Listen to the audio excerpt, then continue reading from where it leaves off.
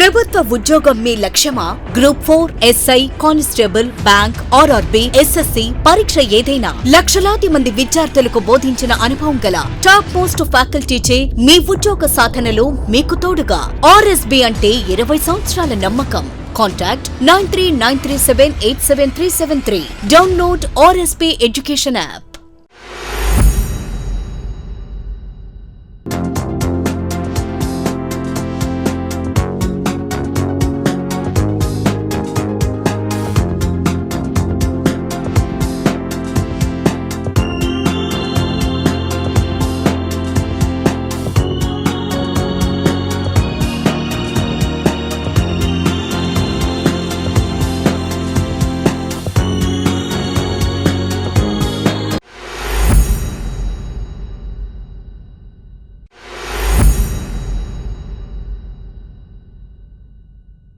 అయోధ్యాకాండ.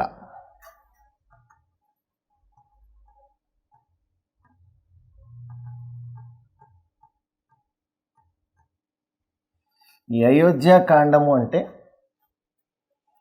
అయోధ్య మహానగరాన్ని గురించి వివరించుకునేటటువంటి కాండం. అంటే వివాహం అయిపోయిన తర్వాత దశరథ మహారాజుతో కలిసి సీతారామ లక్ష్మణులు, ఊర్మిళాదేవి, దశరథ మహారాజు, కైకేయి, సుమిత్ర వీళ్ళందరూ కూడా అయోధ్యకి వచ్చారు. అయోధ్య చాలా ఆనందంగా పండుగ జరుపుకుంటుంది. ఈ సందర్భంలో దశరథ మహారాజుకి ఆలోచన వచ్చింది. తన కొడుకైనటువంటి శ్రీరామచంద్రుణ్ణి, పెద్దవాడు కనుక యువరాజ పట్టాభిషేకం చేయిస్తే బాగుంటుంది అని.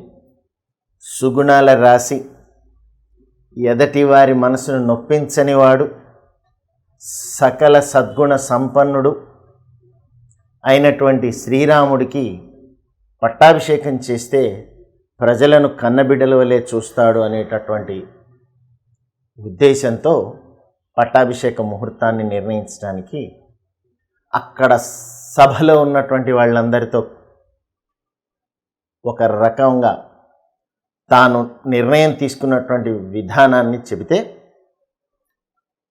అదేవిధంగా సామంతరాజులు ఇంకా మిగిలినటువంటి పురజనులకు కూడా విషయాన్నంతా తెలియజేసి ఎవరికైనా అభ్యంతరం ఉంటే తెలియజేయవచ్చు అని చెబితే, అందరూ హర్షధ్వానాలతో శ్రీరాముడు తమ రాజైతే తమకి మేలు జరుగుతుంది అని చెప్పి ముక్తకంఠంగా చెప్తారు. అప్పుడు శ్రీరామ పట్టాభిషేక మహోత్సవానికి వశిష్ఠుడు దశరథ మహారాజు యొక్క మంత్రి అయినటువంటి సుమంతుడు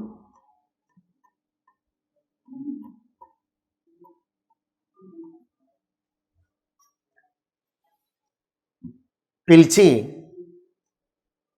చేయవలసినటువంటి కావలసినటువంటి విధానాన్ని అంతా కూడా వివరించి చెబుతాడు దశరథ మహారాజు.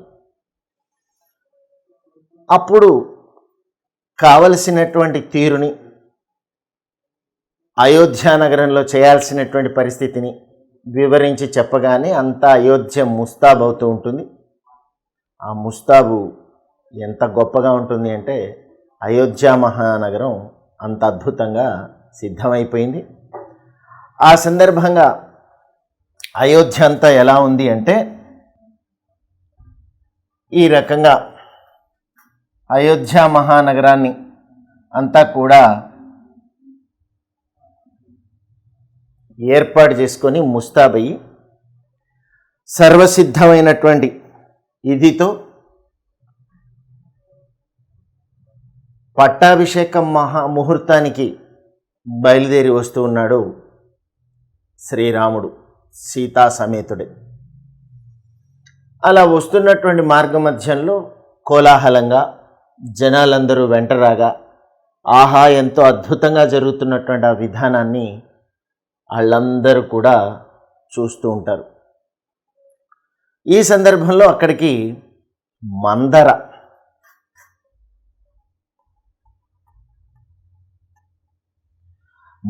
అనేటటువంటి ఆమె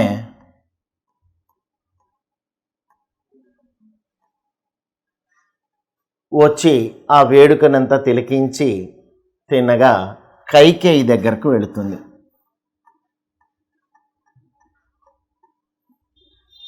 ఈ మందర కైకేయికి అరణపు చెలికత్తె. ఈ అరణము అంటే ఏంటి అంటే, పూర్వకాలంలో వివాహమైన తర్వాత మహారాణుల వెంట, రాణుల వెంట వాళ్ళ రాజ్యానికి సంబంధించినటువంటి కొంతమందిని పంపిస్తూ ఉంటారు. అలా వచ్చినటువంటి వాళ్ళల్లో మందర ఒకటి. మందర వచ్చి కైకేయికి చెప్తుంది.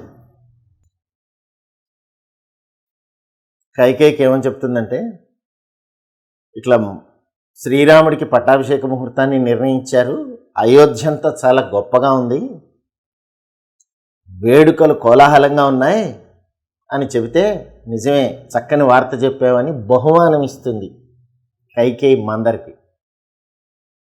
నువ్వు నాకు బహుమతి ఎందుకు ఇచ్చావో నాకు అర్థం కావట్లేదు, ఏంటి నీ ఆలోచన విధానము అంటే, అదేంటి శ్రీరాముడికి పట్టాభిషేకం అయితే అంతకంటే సంతోషం ఏంటంటే, ఓసి పిచ్చిదానా, రాజమాత కౌసల్య, రాముడు రాజు,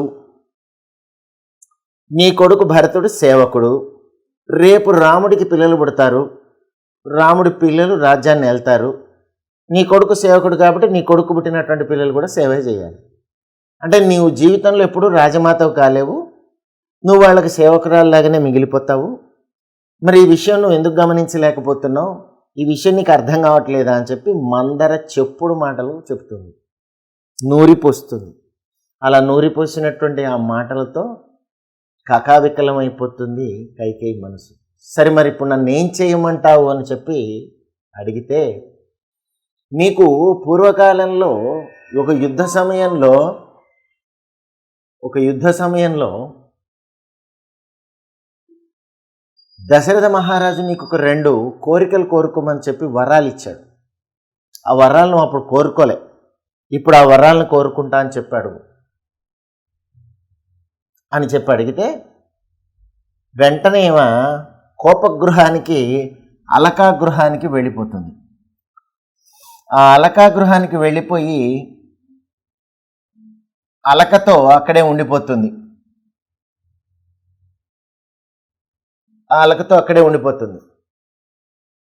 అలా అలకతో ఉండిపోయినటువంటి ఆమె దగ్గరకు దశరథ మహారాజు పట్టాభిషేక మహోత్సవ విషయాన్ని తెలియజేద్దామని చెప్పి స్వయంగా తానే కైకేయి దగ్గరకు వస్తాడు.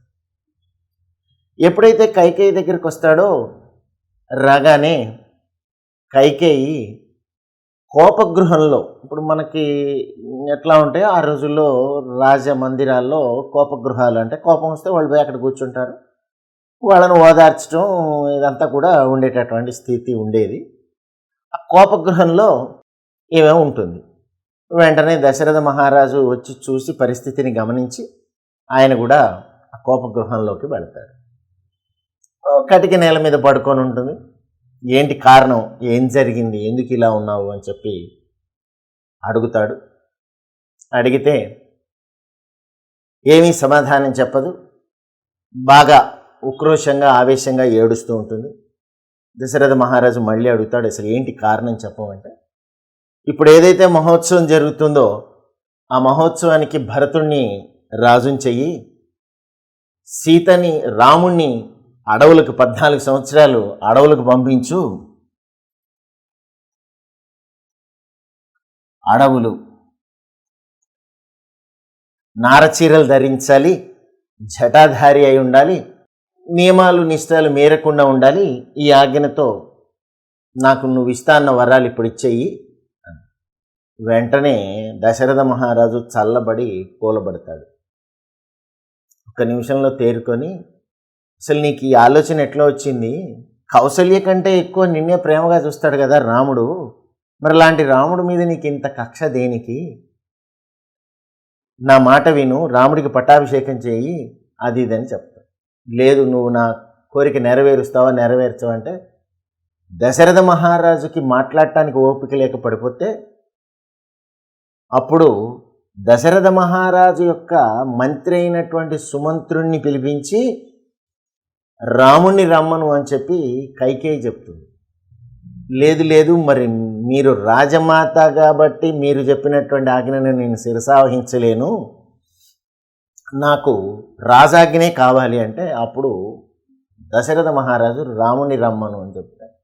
సుమంత్రుడు వెళతాడు. సుమంత్రుడు అక్కడికి వెళ్ళేటటువంటి సందర్భంగా అయోధ్య మహానగరంలో ఉన్నటువంటి జనాలందరూ రాముని వెంట అద్వితీయంగా వాళ్ళందరూ కూడా కోలాహలంగా రాముణ్ణి తీసుకొని ఊరేగింపుగా వస్తూ ఉంటారు. అలా ఊరేగింపుగా వస్తున్నటువంటి సందర్భంలో సుమంత్రుడు అక్కడికి వెళ్ళి తండ్రి గారు రమ్మంటున్నారు అని చెప్పగానే ఎక్కడున్నారు అంటే ఫలానా చోట ఉన్నారు, కైకేయి మందిరంలో ఉన్నారు అనగానే రాముడు రథాన్ని దిగి నడుచుకుంటూ వెళ్ళిపోతాడు. అందుకే రామచరిత అంత గొప్పది కావడానికి కారణం ఏంటంటే రాముడికి హర్షడ్ వర్గాల్లో ఏ వర్గానికి సంబంధించినటువంటి కామ, క్రోధ, లోభ, మోహం, మదం, ఆశ్చర్యాలని హర్షడ్ వర్గాలు అంటారు. ఏమీ లేదు, వెళ్ళిపోయాడు. ఏంటి తల్లి, ఏమిటి పిలిచారంట అని నమస్కారం చేసి అడిగాడు. తండ్రి గారి పరిస్థితి చూశాడు. ఏమిటి తండ్రి గారికి ఏమైందంటే ఆయన నాకు ఎప్పుడో పూర్వం వరాలు ఇస్తా అన్నాడు, అవి ఇచ్చాడు. ఇప్పుడు ఆ ఇచ్చినటువంటి వరాలని నెరవేర్చమంటే బాధతో అలా కుమిలిపడుతున్నాడు. సరే తండ్రి గారు చెప్పలేకపోతున్నారు కాబట్టి మీరన్నా చెప్పండి అని రాముడు కైకేయిని అడిగితే, ఏం లేదు, నువ్వు 14 సంవత్సరాలు వనవాసానికి వెళ్ళాలి, ఇది సంగతి అని చెప్పు. భరతుడికి పట్టాభిషేకం చేయాలి. ఆ మాట వినే అలా పడిపోయారంట. అయ్యయ్యో దీనిలో ఏముంది, అలాగే చేద్దాం అని చెప్పాడు. అని అక్కడి నుంచి రాముడు బయలుదేరి మందిరానికి వచ్చి విషయాన్ని తన తల్లి అయినటువంటి కౌసల్యాదేవికి చెప్తాడు. కౌసల్యాదేవి ఒక్కపాటుగా కూలి పడిపోతుంది. అలా కూలి పడిపోయినటువంటి ఆమె తేరుకొని, నాయన ఏంటిది, నేను నీతో పాటు వచ్చేస్తా అడవుల్లోకి, సరే నేను కూడా వెళదాం పదా అన్న. లేదమ్మా, రాజధర్మం ఏమిటి అంటే రాజు ఉండగా రాజు దగ్గరే ఉండాలి రాణి, పైగా నేను వెళ్ళిపోతే నాన్నగారు చాలా బాధపడతాడు, మరి ఆయన ఓదార్చడానికి నువ్వు ఉండాలి కాబట్టి నువ్వు ఇక్కడే ఉండాలి అని చెప్పి ఇలా చెప్పి ఊర్మిళ దగ్గరికి వచ్చి చెప్తాడు. అదేవిధంగా తన భార్య అయినటువంటి సీతాదేవి దగ్గరకు వచ్చి కూడా అట్లా నేను వనవాసానికి వెళ్తున్నాను, నువ్వు అత్తమామల్ని జాగ్రత్తగా చూస్తూ అయోధ్యలోనే ఉండు అని చెప్పు. అదేంటి, భర్త ఎక్కడ ఉంటే భార్య ఎక్కడ ఉండాలి, అది ధర్మం, నేను కూడా మీతో వస్తాను. ఆమె అన్న మాటలు, ఆమె చెప్పినటువంటి ధర్మాన్ని ఈయన కాదనలేక పద అంటాడు. అప్పుడు లక్ష్మణుడు తన తల్లితో చెప్పి, సుమిత్రాదేవితో చెప్పి, అమ్మ నేను కూడా అన్నయ్య గారి వెంట వెళతాను, నేను కూడా వనవాసం చేస్తాను, ఎందుకంటే అన్నయ్య లేకుండా నేను అయోధ్యలో ఉండలేను అని. అప్పుడు సీత, రాముడు, లక్ష్మణుడు బయలుదేరి వెళుతుండగా ఊర్మిళాదేవి వచ్చి నేను కూడా వస్తాను అంటే అప్పుడు లక్ష్మణుడు చెప్తాడు, నేను వనవాసానికి వెళ్తున్నాను 14 సంవత్సరాలు, ఈ 14 సంవత్సరాలు అన్నని వదన్ని నేను జాగ్రత్తగా పరిశీలించి చూడాలి, అలా చూడాలి అంటే నాకు నిద్ర ఉండకూడదు, నా నిద్ర కూడా నువ్వే వెళ్ళు అని చెప్తాడు. అందుకే ఊర్మిళాదేవి నిద్ర అని చెప్పి మనకి ఈ రామాయణంలో ఒక భాగంగా చెప్తారు. ఆ ఊర్మిళాదేవి నిద్రకి సంబంధించినటువంటి పాటలు కూడా ఉంటాయి. ఆ పాటల్ని నాట్లు, కోతల సమయంలో మన జనపదాల్లో ఉన్నటువంటి జానపదులు పాడుకుంటూ ఉంటారు. ఇది అక్కడ ఉన్నటువంటి తీరు. సరే, ఆ రకంగా ఇదైపోయారు. వెంటనే పట్టు పీతాంబరాలైనటువంటివి, నగలు ఏవైతే ఉన్నాయో అవన్నీ కూడా అక్కడ తీసేశారు. నార చీరలు ధరించారు, సామాన్యమైనటువంటివి. తిన్నగా వచ్చి వీళ్ళ దగ్గర తల్లి దగ్గర ఆశీర్వచనం తీసుకున్నారు. అక్కడికి వెళ్ళారు. కైకేయి దగ్గర ఆశీర్వచనాలు తీసుకున్నారు. బయలుదేరి వెళుతున్నారు. మొదలు నరికిన చెట్టులాగా గుండెల్లో ఉన్నటువంటి గుబులుతో, బాధతో కుమిలిపోతూ ఉన్నాడు దశరథ మహారాజు. అలా బయలుదేరి వాళ్ళు వెళుతున్నటువంటి తీరు ఇగో ఈ రకంగా శోక సముద్రంలో ఉన్నారు. రాముడు ఎప్పుడైతే వనవాసానికి బయలుదేరి వెళుతున్నారో అప్పుడు అందరూ దశరథ మహారాజు, సుమిత్ర, కైకేయి ఆనందంగా ఉంది. మిగిలినటువంటి వాళ్ళందరూ ఇది ఉన్నారు. ఇగో మందర కైకేయి వాళ్ళిద్దరు మాత్రం చాలా ఆనందంగా ఉన్నారు. మిగిలినటువంటి వాళ్ళందరూ కూడా అమితమైనటువంటి బాధతో ఉన్నారు. అలా నారచీరలు ధరించినటువంటి వారైన సీతారాములు లక్ష్మణ సమేతంగా అయోధ్య నగరాన్ని విడిచిపెట్టి బయలుదేరి వెళుతూ ఉన్నారు. ఇంతవరకు మీకు ఒక టాపిక్ విషయం అది. అలా వెళుతున్నటువంటి వాళ్ళు కొంత దూరం ప్రయాణమై జనాలందరూ వచ్చేసారు. అయోధ్యలో ఉన్నటువంటి జనాలందరూ గుంపులుగా మొత్తం అయోధ్య అంతా అక్కడే ఉంది. అదేంటి కొద్దిసేపట్లో పట్టాభిషేకం అనుకుంటే పట్టాభిషేకం పోయి వనవాసం అని చెప్పి నారచీరలు ఇలాంటివి ధరించి బయలుదేరారు. ఏమిటి, మీరెక్కడుంటే మాకు అదే అయోధ్య, మేం కూడా మీ వెంట వచ్చేస్తాము అని చెప్పి ప్రజలందరూ బయలుదేరి రాముని యొక్క రథాన్ని విడపెట్టకుండా బయలుదేరి వెళ్తున్నారు. అనేక రకాలుగా వారించాడు రాముడు. వద్దు, మీరు అయోధ్యలోనే ఉండండి, తండ్రి గారు ఉన్నారు, తల్లిగారు ఉన్నారు, వీళ్ళందరినీ కూడా మీరు సేవించుకోండి, మీరు ఇక్కడే ఉండండి, నాకు మాత్రమే ఈ ఆనతిని చూపించారు కనుక నేను వెళతాను అని చెప్పి ఎంతగా చెప్పినా ప్రజలెవ్వరూ వినలేదు. అయోధ్య నగరం నుంచి సుమంత్రుడితో రథాన్ని తోలుకుంటూ బయలుదేరింది సరయూ నదీ పరివాహక ప్రాంతంలో. అలా బయలుదేరి వెళుతూ ఉంటే ప్రజలందరూ ఆ రథాన్ని అనుసరించి పరిగెత్తుకుంటూ వస్తున్నారు. ప్రయాణమైంది వచ్చింది, సరయూ నది పరివాహక ప్రాంతానికి వచ్చింది.